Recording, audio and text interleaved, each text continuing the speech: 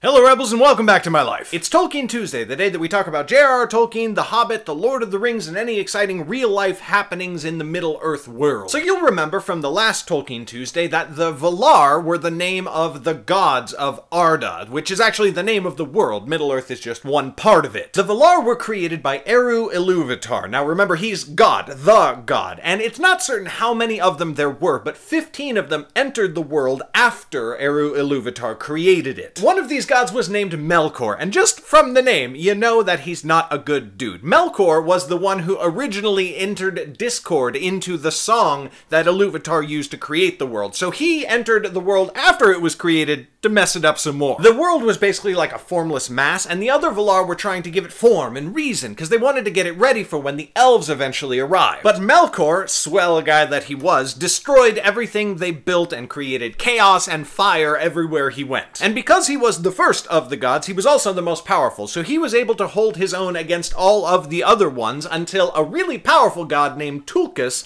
showed up on Earth and sort of tipped the scales. Melkor fled from the others and hid somewhere in the reaches, and the other Valar set about, restoring order once again. The main reason they had come was to get the world ready for the elves. Ilúvatar had told them that the elves would be coming at some undetermined time and that they were his favored children. Rather than be annoyed that their dad had a new favorite like Melkor was, the Valar set about doing their duty and building the world, although it was shaped very differently from how we see it in the maps in The Lord of the Rings and so on. During this time, the Valar built two great lamps that lit the world. They placed them at the north and the south ends of the entire world, and they bestowed warmth and peace and light wherever they shone, which was everywhere. So, of course, Melkor destroyed them. He had returned to Arda with a whole army of Maiar. Remember, Maiar are like the lesser holy beings, and they include such things as the Balrogs. Melkor built a huge fortress at the north end of the world, and to protect it, he actually raised two entire mountain ranges. Yes, remember, he was the most powerful god. Then he rode out with his army and destroyed both lamps, and the fire of the lamps spilled out across the world, burning and destroying basically everything and kind of undoing all of the work that the Valar had done up to that point. The Valar were a little bit busy taking care of all of this destruction, so Melkor was able to retreat with his army back into his big fortress, where we can assume he laughed evilly while the Valar kind of,